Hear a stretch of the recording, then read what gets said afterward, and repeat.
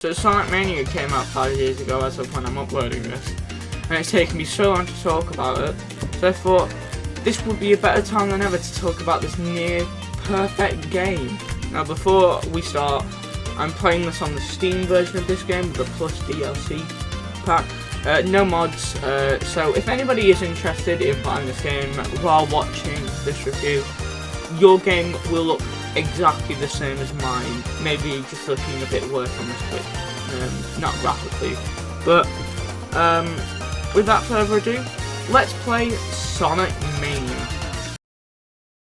So if you stay on the title screen after the music stops and you press nothing, the screen fades, showing you an incredibly animated cutscene given to us by the insanely talented Tyson Hess, who's turned into a legend in the Sonic franchise, with him doing some of the covers for Archie and IDW, directed some of the Sonic YouTube animation, brought us the incredible redesign of Sonic in the Sonic movie, Sensitivity looked like that, and then becoming the co-producer of the second film, most recently animating the beautiful cutscenes of Sonic Origins. So this guy has quite a resume. Anyway, back onto the cutscene itself. The cutscene screams the idea that Sonic is back, with the expressions in him just by the way he runs, like how he does like the tilting animation when he nearly falls off the edge for not turning quick enough. And I love how the world is like the same aesthetic as the Japanese box art of the original Genesis game. Also, when looking through Sonic fandom for tidbits on this game, I found a leaked pencil animation of Sonic running away from the Heavy King. It's probably in the opening cutscene. I think it was later swapped out with Heavy Gunner, later on in development maybe. But hey, that's my guess. It may not be true, but I think it's cool that you should all know that. Anyway, let's continue on. So after the opening cutscene, the game starts only letting you play Mania mode with the rest locked off until you do bits in the game, like bonus stages. But when you click on Mania mode, it only lets you play as 3 characters, Sonic and Tails, Sonic, Tails, or Knuckles. Plus Mighty and Reef, you did get the Mania Plus DLC. But for this video, I decided to play as Sonic and Tails, and for the Knuckles exclusive bits, I just play the little bits for Knuckles. The game starts just like how Sonic 3 started, with you flying in on the tornado. The only difference is you don't go super, instead you jump off the tornado and run in. But why isn't Angel Island in the sky like it normally is? Never mind. Then you notice 5 egg robos standing whilst a claw from the sky digs into the ground. It pulls out some of the ground with a pinkish ruby being inside, which is seemingly bad. I mean, look at Tails over there. He looks like he's seen a dead body. But the ruby teleports you and the egg robots into Green Hill. Seems like the ruby isn't very original, huh? Though when the egg robos were teleported, it also seemed to change them, turning them into the hard-boiled heavies. That's all we see of them for now. Just they go follow the claw back to, I don't know, Eggman's ship? The game never shows us. I imagine it's probably like flying back or something. But then you're in Green Hill for the 3rd time in a row. And that one isn't great. It's a lot of copy and pasted elements from Sonic 1. But the underground bits of the level are genuinely cool, but and feels more new and fresh compared to the top of the level. After that you face your first mini-boss, which is DD Wrecker, which is pretty easy boss. I mean, it is the first mini-boss of the game. But all you need to do is hit the grey one and not hit the orange one. After that you do Act 2, which is absolutely incredible, with it being more original than Act 1 with its zip lines and multiple paths, making it way more replayable and fun. After that you fight the Death Egg Robot, which means they think they had the balls to just put the final boss of Sonic 1 as the first boss of Mania. Christian Whitehead and Simon Tomlin must have balls of fucking steel. After defeating the boss, you jump down the hole caused by the Death Egg Robot, and you sneak off on Eggman, who is telling off the hard-boiled heavies, I think. But he takes the Phantom Ruby off them and teleports you to a chemical plant. But at least when I start the level as any character, I get a cool unique animation for when the drop of water drops on your head. I think it's water. But now we're in Chemical Plant, which suffers a lot of the same problems that Green Hill does, since only 2 games ago, back in Generation. That was also the second time we went to. I don't mind this one as much as Green Hill, since this one I feel like there's a lot more ways to approach this level, since I could start from the top or the bottom path. Then on the bottom path I can go up, down, left or right, giving me more options. Plus I like how you can totally skip the water climbing bit if you're skilled enough. After the act, you face the next mini boss being Amoeba Droid, which is just the boss where they have spheres around them and to stop the attack. Yeah, it's pretty boring, just hit them no matter what. Speed it up a bit. On to Act 2, which is completely unique with it feeling like I'm in a lab with mixing chemicals together with you need to jump over syringes to mix the chemicals. I feel like there's loads of multiple pathways because of how you go and how many directions there are. Overall, I think this level is pretty fun and enjoyable. The second boss you have to face is Mean Bean Machine, a not very subtle reference to the best Sonic game of all time, Dot Robotnik's Mean Bean Machine. But overall, the boss fight itself is pretty creative, because instead of beating Eggman in a mech, you fight him in a game of fucking Puyo Puyo. After you beat him, you go through a sewer line to end up in Studiopolis, one of the very few only original levels in this game. And to be honest, it's probably the best zone in the game. Maybe tied with Press Garden, but I love the aesthetic of this zone. The whole TV studio vibe, the director's chairs and the shuttle bug, just trying to take pictures of you. The electric microphones, This level is just full of love and feels like my imaginary Sonic level come to life. So this level is full of great deep cuts that only hardcore Sonic fans such as myself would know. Like, the name of the zone, Studiopolis, it's just based off where Sonic voice actors record their lines. Not to mention the many colours, trick system reference to Sega Sonic cartoon drop. Because of this little shit, Adson makes this as level 1 of Sonic's best. The mini boss of this level is Heavy Gunner, which has an incredible track. I like how they reuse it a lot for like a lot of the hard-boiled heavy fights. It's a bit basic. Also, a little annoyance for me is that during segments where you get the rings and have a little break, it annoys me how it takes away the control, leaving it to be automated. Since it's usually like very abrupt, like I'll be jumping and it'll just like pretty much stop me in my place. A decent boss fight, but I mean I kind of like it. On to Act 2, still going off the TV studio aesthetic, but now you're in the studio. Something I've not really mentioned but is notable is that no act is alike. Each zone, with the first ones being nostalgia trips if it's an old level, with the level pretty much being ripped from the Genesis game, and the second act usually being a completely different and more original level. Like with Green Hill, you start with it more being like exactly like Silent 1, but Act 2 you're climbing mountains, same for Chemical Plant, with Act 1 being more or less the same, and Act 2 going for a more original theme. At the Studiopolis you start outside the studio, and Act 2 you're inside the studio. Kind of creative. But the level itself is still amazing, but more of a casino feel with the gambling board that you can jump into, and things that push you up, like the bouncers in Casino Night Zone. The next boss you fight is the Weather Globe. It's pretty easy to choose if you're playing as Sonic and Tails, because Tails can just damage the boss when you're flying, and characters on their own won't find this hard, except if you're playing as Knuckles because his jump isn't as high as anyone else, so it makes it a bit more harder to hit Eggman. After beating this boss, it has my favourite reference in this whole game. If any of you heard that humming sound during that, you probably thought my audio fucked up a little bit during this part of my recording. But no, this is a reference to the 25th anniversary party where Sonic Mania was first announced. I guess this was their payback for how horrific the stream was. I was pretty stoked. I mean, like, you know, we've worked really hard on the original Sonic remasters and we had a lot of ideas for what we could do with classic Sonic going forward. And so to have the opportunity to collaborate with... After the small cutscene, you go through Flying Battery Act 1, which, to be honest, I really don't like due to not really liking any of the levels from the and Knuckles half of Sonic 3. More of a fan of the first half. Not saying the and Knuckles half of the game is bad. I like a lot of the levels from that half, like Mushroom Hill, Lava Reef, Hidden Palace. Kinda, even though it's just a small mini fight with Knuckles, Sky Sanctuary, Death Egg, and Doomsday. But this is one of the levels I don't consider coming back to.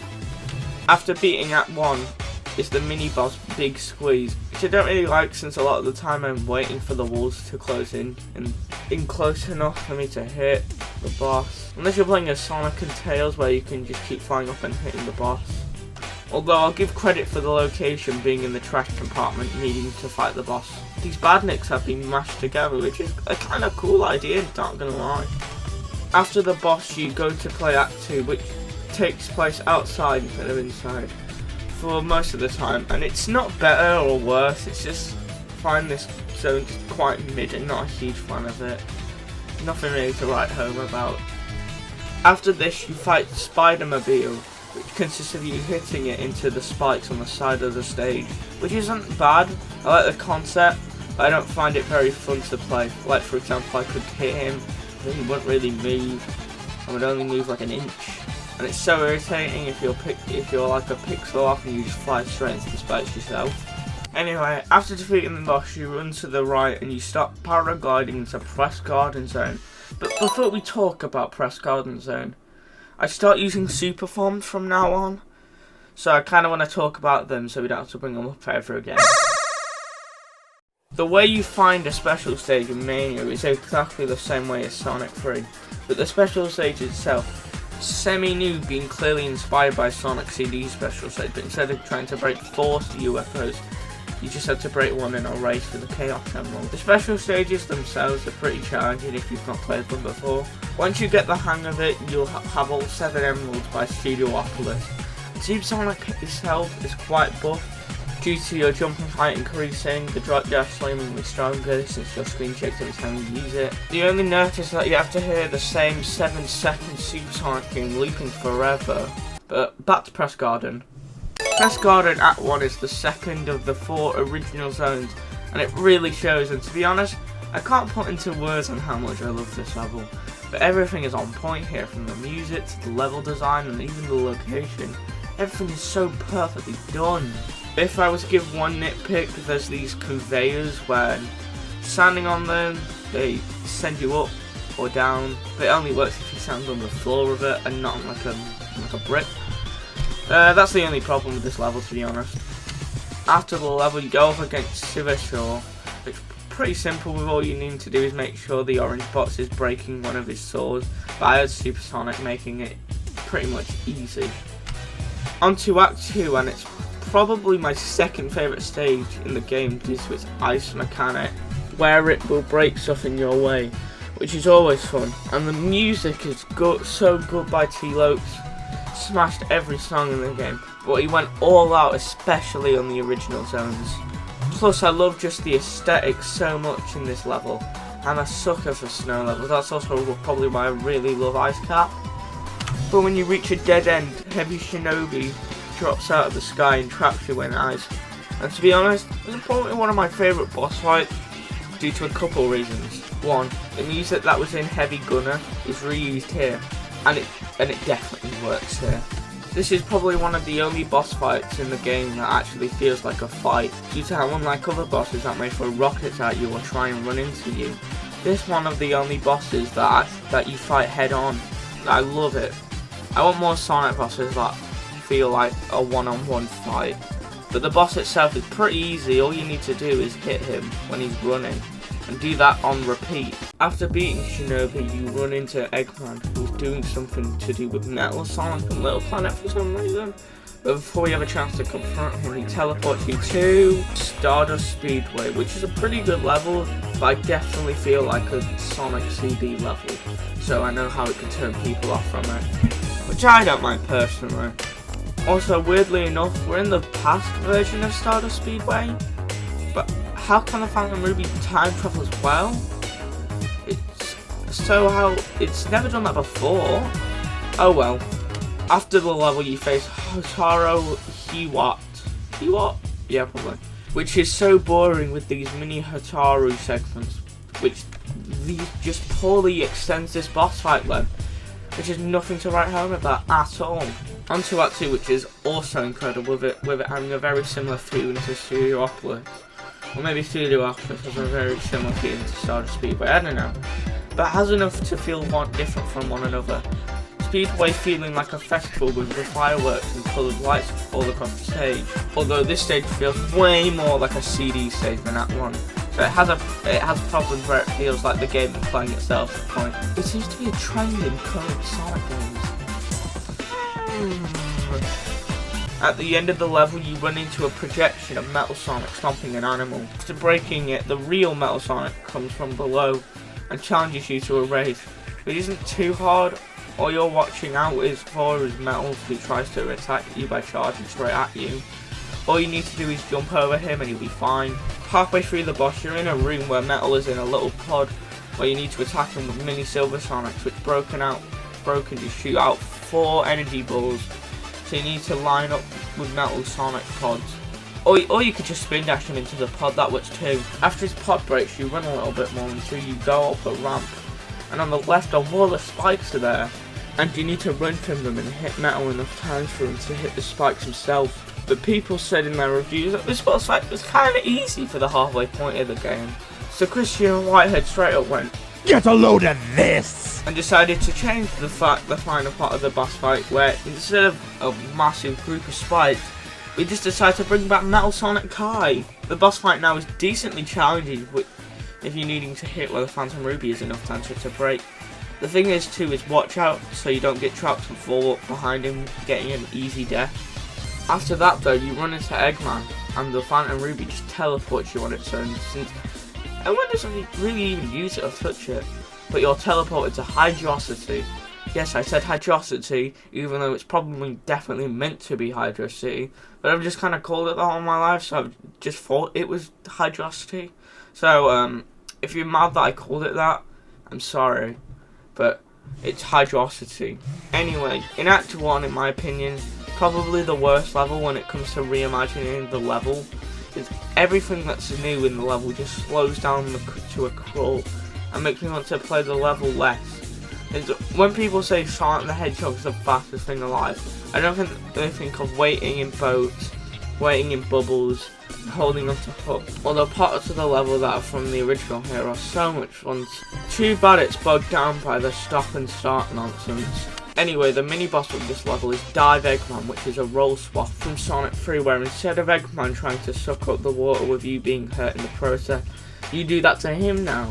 Yeah, fucking get it, Eggman. You do that to him, and it's quite satisfying, not gonna lie, and to be honest, it's one of my favourite boss fights, how simple and how fun it is. On to Act 2, which keeps up all the positives from Act 1 and takes all the negatives away from Act 1 as well, to make it a fast-paced, entertaining level. Now this one takes more from the original than Act 1, meaning there's not a lot I can say apart from it. It's one of my favourites since the original was one of my favourites as well, so anyway. Moving on to the boss, which is Launch Road Boss, which is pretty easy all things considered, but I'll say it has a pretty interesting design until they reuse the Hydrocity mini-boss from the original. You're on such a good height, you're on such a good track, Hydrocity. Why do you have to fuck it up at the last minute? Stop taking it from your cousin forces.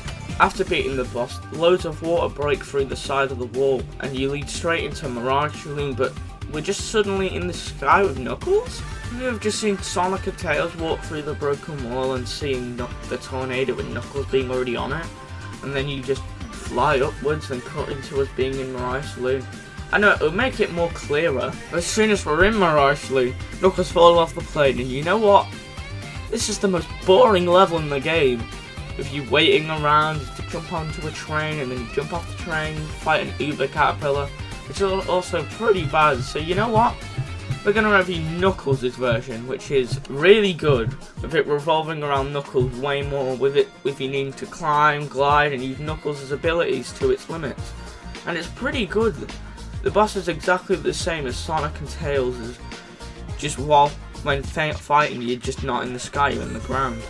With Knuckles' part stun, we'll return Sonic and Tails who meet up with Fan, Bean or Bart.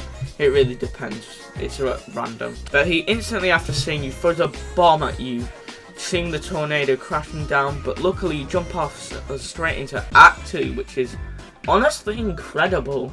After Act 1, this is a huge improvement of its original concepts due to it being an original level based on a Strat 1. But everything is on A game here, from the platforming to the challenge. Again, the music, I've said it many times, but Tilo stands out especially due to original ones. This boss fight is Heavy Magician, who isn't very hard nor really creative. It is a nice way to see the Team Hooligans again. God, they would have made a great DLC, but why didn't they do like another one, like, you know, Team Hooligan? Onto Oil Ocean, which is honestly anything remarkable, since it's probably one of my least favourites from Sonic 2, so it being nearly 1-for-1 doesn't really help. Anyway, the mini-boss for this one is Meter Droid, which is probably one of the easiest in the game since I can kill him before the boss fights back. Anyway, onto Act 2, which adds a mechanic. When the fog appears, it starts making me lose rings, but when I have no rings, nothing happens. I kinda hope you could have died if you have none, you know, making it more intense so you have to get it more. Obviously you get one hit if you have a shield on, but that's just me. The boss for this zone is a Mega Octus. I tried to kill him quickly with Super Sonic, but ended up dying to a fucking platform showing up out of nowhere. But the boss itself isn't so hard. All you have to do is just like wait for the claw to show up and then go to the other side, giving you long enough to stop the laser, and then just hit Mega Octus long enough. After you finish the level, the submarine starts moving, which ends up falling straight into Lava Reef, which is a level I'm glad to see this in, but it's a bit too similar with it having been, you know, buff for others, but for this one, it feels a bit more like a chore. After the level, you're up against Driller Droid, which again is easy, making sure he's vulnerable enough to be damaged. Then wail on him, pretty simple. To Act 2, which I like how instead of it being another Lava Reef level, we're instead in Hidden Palace. It makes each level stand out on its own for this one, but the level itself is decent. It's not one I'll come back to, but I'm happy it's there.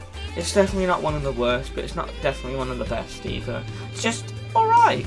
The boss this time is Heavy Rider for everyone except Knuckles, who has to fight the Heavy King in the Mass Ramble Chamber. It's pretty easy. Heavy King is quite weak since you can pretty easily wail on him hard enough before he even fights back.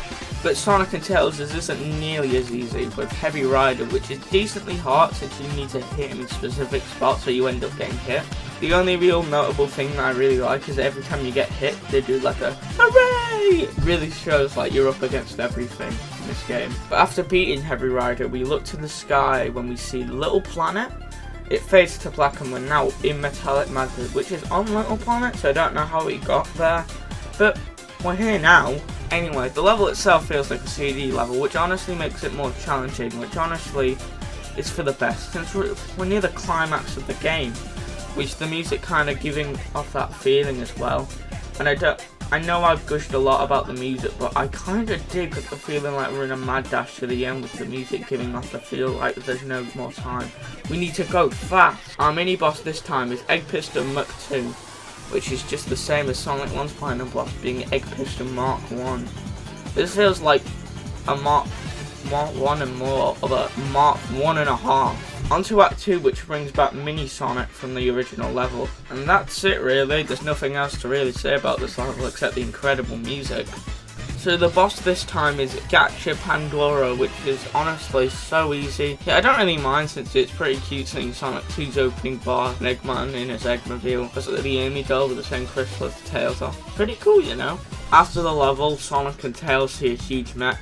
Plus I love how Tails gets scared when the lightning shows up. We pan only to see the huge mech and it fades to black, and now we're in Titanic Monarch, the final zone of the game. To be honest, the first act is pretty good. I feel like we're climbing up to the top to finally confront the final boss. But the level itself is really good with the platforming at its best, with you needing to bounce off loads of moving objects to reach the highest area, which I always love. After walking into an elevator, we're face to face with the Crimson Eye Bat from Sonic 3, and it's a really good part before the final boss, with it feeling like our final challenge before we face Eggman himself. But the boss itself is fine, nothing much to write home about. It's literally just exactly the same as Sonic 1. As we beat the boss, we just phase into a room not containing the final boss, but some room that has 4 sections that we've completed and leads you straight into the final boss. And to be honest, I don't like this. I think there's 2 ways they could have done it and approached it. Number 1, instead of having 4 just random platforming sections, we rematch with the whole build heavies one last time before we beat the final boss. And number 2, just get rid of it and go straight to the final boss. The level itself is fine, but I don't see anything I can say about it at this point. It's just 4 random parts of the section, I don't know, there's nothing in it. After beating this level, a Phantom Ruby portal appears. When jumping in it, we walk down a corridor to end up facing the final boss, Phantom Egg. which really has a great fight with you needing to hit him from all 4 wires, ending the boss. But the wires have electricity causing damage if you hit them. This is a really great boss until you're stopped at segments with the hard build heavies. You see why I mean Act 2 probably should have been a rematch, it kind of ruins the pace of this fight. But after you hit the final blow, the Phantom Ruby in Phantom Egg's chest starts to teleport you somewhere, and you end up alone in some sort of pocket dimension with all 7 Chaos Emeralds. You see the Phantom Ruby get taken by the Phantom King, but before you can use it, Eggman in the Kleptomobile charges him, causing them both to fight, ending with Phantom King. After you see Phantom Egg defeat Eggman, you turn into Supersonic and attempt to make the Phantom King lose the Phantom Ruby by hitting him. But after he loses it, Eggman picks it up, and you have to do the same. This is the secret final boss fight known as Egg Reverie Zone, where it's you against Eggman and Phantom King.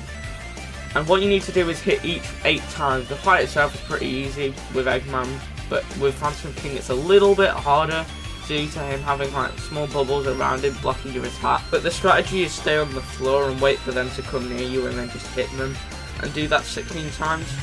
And after you hit Eggman one last time, you lose your super form and the Phantom Ruby, and the Chaos Emeralds collide, creating a portal you're sucked into. After this, we see the huge mech start to explode with a spark flowing out onto the new ground in a little planet.